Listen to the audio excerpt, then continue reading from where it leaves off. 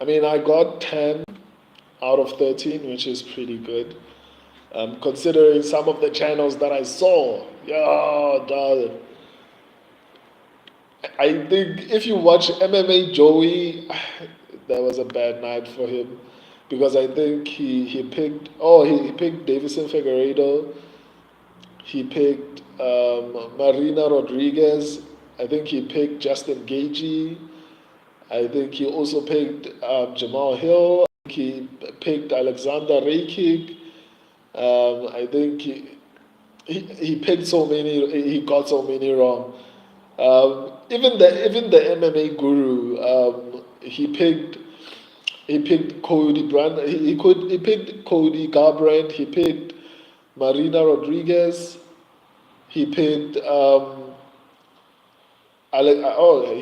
picked Alexander Rakic, right? I think he picked for a lot of people it was a horrible night, except for me. I got 10 out of 13. But if you look at go watch MMA Joey's predictions for UFC 300. Go watch the MMA Guru's predictions for UFC 300. I did exceptionally well, man. And I've been telling everyone that I'm going to improve my predictions because it's important to me to do good in everything that I do. Um, by the way, I didn't give credit to MMA Guru for coming up with the name Jerome Holloway or something like that. But let me get to Alex Pereira. Alex Pereira is, and I used to doubt, or I wasn't even sure because in my prediction analysis, I have a system that I use to predict fights. Right, when I was analyzing that fight, my analysis said that Alex Pereira would win. Right, but in my head, I was like, Jamal Hill can grapple. Jamal Hill can do all these other things I feel like he that I feel like Alex Pereira cannot do, right? And he didn't use any of those things. I felt like after that performance, Jamal Hill came in there playing. I don't know, man. I feel like he wasn't focused. Alex Pereira looked sensational in that fight. For even with the knockouts, but not the walkouts. I mean, the walkouts to the octagon. Jamal Hill was standing at the door of the octagon, looking at him. Even during the when they were facing each other, like he was dancing to Pereira's music. He was doing so many other things that I felt like were distracting, and it seems like he was in his head, and I feel like it affected his performance significantly because I don't know, man. Like if you have such an advantage against Alex Pereira, why would you take him down, man? Maybe the plan was to maybe take him down in later rounds, but the smartest thing to do whenever you are fighting anyone who's an incredible striker, take them down, get them tired. Once they're tired, you have an opportunity to strike with them. I don't know why people don't use that strategy, especially if you have some level of advantage over someone. But nonetheless, Alex Pereira's ability to improve has been incredible because in his first few fights in the UFC, I didn't think he would actually crack the top five because he was struggling against people like Bruno Silva. He was struggling against people who I didn't feel like. I mean, like if you are going to beat Israel Adesanya, like you shouldn't be struggling against these type of people. And I guess that speaks to how incredible he is at improving. Because going from that to beating Sean Strickland to knocking, even if like the majority of the first fight between him and Israel Adesanya was winning that fight, the mere fact that he was able to become a champion in such a short period of time was impressive on its own. For him to then move up, go to light heavyweight, and he has beaten, which is crazy because I just even thought about it now. Alex Pereira in his last is it 4 or 5 fights? He beat Sean Strickland, he beat Israel Adesanya, he beat Jan Blachowicz, he beat Jiri Prohaska, he just beat Jamal Hill. Yeah. In his last 5 fights, Alex Pereira has beaten champions. I just thought about it right now, which is mind blowing.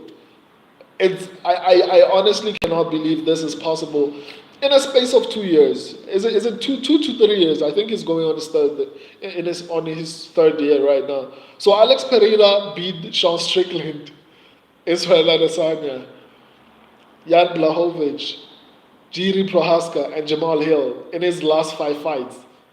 All champions. That's crazy. That's insane. Alex Pereira is a special fighter.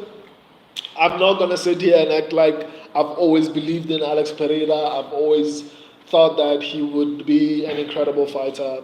I honestly didn't feel like he was that good. I thought he just had basic things that he could do that got him the nod in a lot of his fights. But after seeing what he did to Jamal Hill, um, Alex Pereira, man, is a very special fighter. I wish he had been in the UFC when he was a little bit younger. I think that's the guy who could have given John Jones and what do you call him, GSP, a run for their money when it comes to GOAT status. Because now, obviously, he's 36. I'm sure he's turning 37 this year. Even though he still looks good, I don't feel like he still has a lot of miles in his career. But for him to be able to accomplish what he has accomplished, it's mind blowing. It's incredible, and I wouldn't mind seeing him at heavyweight. I hope he first defends against Hill sucks. Ronda Rousey could tap you out. Okay. Yeah, maybe Ronda Rousey could. I mean, tap me out. Agreed, 100%. This is my guy. Yeah, man. I didn't see him actually becoming this good and exceedingly good fighter, but he became that, and it speaks to his ability to improve, which is incredibly impressive because not everyone can do that. He came in from a different sport and just did insanely good things in a short period of time. I just feel bad. I just wish he had come into the UFC around the time that Israel Adesanya came into the UFC. I think maybe a year or two after that, he should have actually transitioned. I think his career would have been 10 times better. But maybe he wouldn't have met Glover. I think everything happens for a reason, because Glover was at the end of his career and all those type of things. So it was just perfect for Alex Pereira. But man, that dude is special, man. I think he should just defend against Magomed Ankalaev. I wonder how that fight would go right now because it just feels like Alex Pereira might be able to defend takedowns. Just that Ankalaev is good at mixing things up, but it just feels like it's very dangerous to even stand with Alex Pereira for like 5 minutes, because if you look at him in the first round, he wasn't throwing anything. So it seems like he was just trying to see how, if he could block what Jamal Hill was throwing. I think he was just trying to see if anything that Jamal Hill was throwing was any dangerous, a little too active. A little too active, in my opinion. Who's a little too active? So I think he was trying to just see if there was any danger coming from Jamal Hill. And then out of nowhere, he just decided to just go forward and just knock this guy out, which is, and lose early. He's usually observing and loses early. Tweezy, who are you talking about? I don't know who you're talking about. So for him to be able to do that, Pereira fights often. But I mean, Israel Adesanya was also an active champion. I appreciate active champions. Just that the difference is Alex Pereira finishes now. Like he's busy knocking out people. But I feel like after watching that, what would happen if Ankalaev cannot take him down? like that's going to be a really crazy fight to watch. I would like for Alex Pereira to actually defend the belt at lightweight and light heavyweight, and then after that go and maybe face, what do you call it, Tom Aspinall. That would be a crazy fight. But Tom Aspinall is such a complete fighter that it's going to be hard, to actually see him win in that fight because I don't know, man. Tom Aspinall is also very fast and has a lot of power. I mean, for anyone to knock out Sergey Pavlovich is incredible. So I don't know, but that fight would be interesting because of the fact that both fighters are like incredible in their own right, and I think it would give what do you call him, um, Tom Aspinall a win over a champion because if I'm correct, Tom Aspinall has not beaten a champion yet. Of all the people that is fought in the UFC, I don't think he's beaten a champion as yet. So I love activity, but at a certain point, it bites you in the butt, in my opinion. I agree, but I don't feel like Alex Pereira has been too active because he fought last year. He fought like two times, right? He fight like two times last year. I think he fought um, Jan Blachowicz. Oh yeah, I know he fought three times actually. He fought um, Israel Adesanya, and then he lost to Israel Adesanya. Moved up, fought Jan Blachowicz, and then fought Jiri Prohaska. But I don't think that's too active though. Do you feel like that's too active? I mean, 30 fights in a year, I think it's pretty decent, and especially how he did it. I don't think he's too active. I also think he's going to fight three times this year, not more than that, which is not that active in my opinion.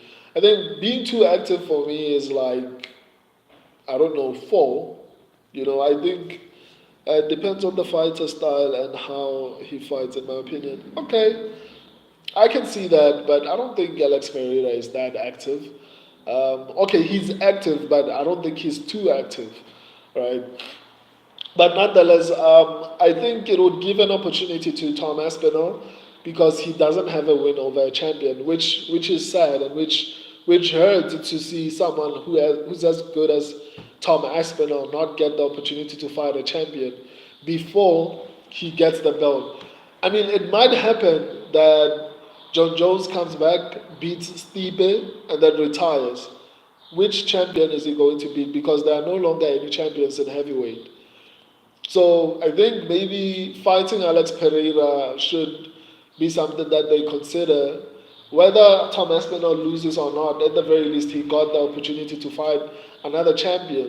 He didn't have any, even retired, like even old champions like Stipe is not going to fight Tom Aspinall. That we know for sure. John Jones is not going to fight Tom Aspinall. So it's sad to see someone that talented not get the opportunity to say I beat a champion. I mean, Tom Aspinall might reign for a long time and never have beaten a champion. That's possible. Let's say Stipe and John Jones retire after they fight each other, and let's say Tom Aspinall let's say he defends the belt 20 times. Tom Aspinall will not have beaten any champion in that reign, which would be really sad.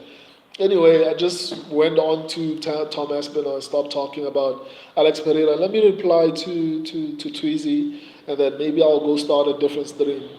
Depends on the fighter style. True, he did it in kickboxing. I just always think about activity. I guess, man. I guess, but I think he's doing it because he's getting older. I mean, like I said, Alex Pereira is 36, turning 37 this year. So obviously, I feel like he has to be as active as possible because his speed and his ability to take a punch is not going to stay there for a long time. So maybe he's aiming to try and achieve as much as he can while he still has the time. Because that's why I've been saying throughout this whole stream, I wish he came into the UFC when he was a little bit younger so that he could achieve a little bit more. Hi there, my birthday is today. What's your name, man? Remy Potter. Happy birthday, Remy Potter. I don't know if me saying happy birthday will mean anything to you, but happy birthday, man.